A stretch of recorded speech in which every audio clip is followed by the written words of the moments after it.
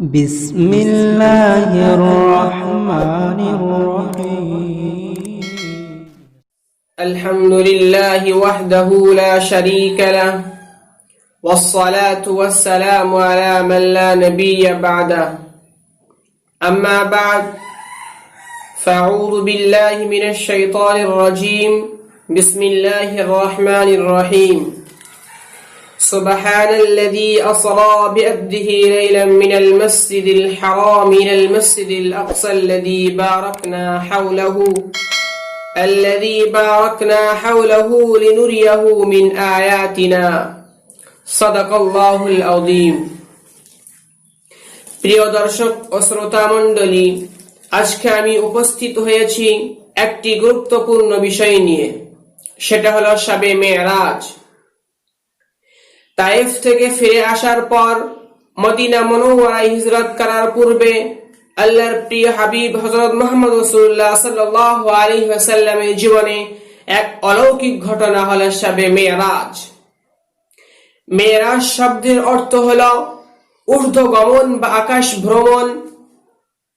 মেরাজ সংঘটিত হয় 1621 খ্রিস্টাব্দে আরবি রজব মাসের 27 তারিখ গভীর রাতে। নির্দিষ্ট রাসূলুল্লাহ সাল্লাল্লাহু আলাইহি ওয়াসাল্লামকে জাগিয়ে জিবরাইল আলাইহিস সালাতু ওয়াস সালাম সুসংবাদ দেন যে আল্লাহ তাবারক ওয়া তাআলা তার প্রিয় বন্ধুর সঙ্গে সাক্ষাৎ কামনা করেন। তারপর জিবরাইল আলাইহিস সালাতু ওয়াস সালাম আল্লাহর প্রিয় হাবিব হযরত মুহাম্মদ রাসূলুল্লাহ সাল্লাল্লাহু আলাইহি ওয়াসাল্লামকে বুরাকের মধ্যে আরোহণ করিয়ে বিদ্যুৎ গতিতে মক্কা মসজিদুল হারাম হইতে মসজিদে আকসার মধ্যে উপনীত হন। তারপর সেখানে আল্লাহ রাসূল সাল্লাল্লাহু আলাইহি ওয়াসাল্লাম 2 রাকাত নামাজ আদায় করেন। তারপর সেখান থেকে আল্লাহ রাসূল সাল্লাল্লাহু আলাইহি ওয়াসাল্লাম পর সপ্তম আকাশ পর্যন্ত ভ্রমণ করেন।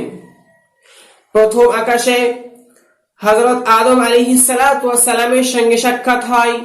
দ্বিতীয় আকাশে হযরত ঈসা আলাইহিস সালাতু ওয়াস সালামের সাক্ষাৎ হয়। তৃতীয় আকাশে হযরত ইউসুফ আলাইহিস সালাতু ওয়াস সালামের সঙ্গে সাক্ষাৎ হয়। চতুর্থ আকাশে হযরত ইদ্রিস আলাইহিস সালাতু ওয়াস সালামের সঙ্গে সাক্ষাৎ হয়। পঞ্চম আকাশে হারুন আলাইহিস সালাতু ওয়াস সালামের সঙ্গে সাক্ষাৎ হয়।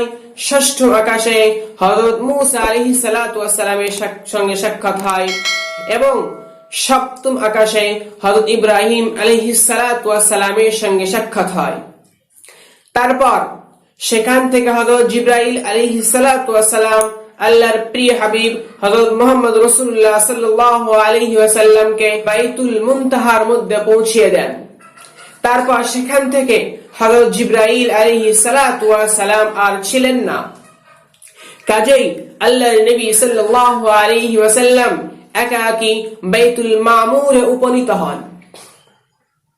সেখানে আল্লাহ রাসূল সাল্লাল্লাহু আলাইহি ওয়াসাল্লাম আল্লাহর সঙ্গে কথাবার্তা করেন এবং সেখান থেকে তিনি জান্নাত ও জাহান্নামের মাঝে ভ্রমণ করেন এবং বিশ্ববাসীর কল্যাণ ও মুক্তির জন্য আল্লাহ তাবারক ওয়া তাআলা তার প্রিয় হাবিব মুহাম্মদ রাসূলুল্লাহ সাল্লাল্লাহু আলাইহি ওয়াসাল্লামকে দিন রাতে 5 ওয়াক্তের নামাজ, বছরে 1 মাসের রোজা এবং সূরা বাকারার শেষ 2টি আয়াত উপহার করেন। তারপর সেখান থেকে তিনি অচিরেই প্রত্যাবর্তন করেন। এই অলৌকিক ঘটনার নাম হলো শবে মেরাজ। আল্লাহ তাবারক ওয়া তাআলা আমাদেরকে সঠিক বোঝার এবং সঠিক ঘটনা জানার তৌফিক দান করুন। আমিন ইয়া রাব্বাল আলামিন।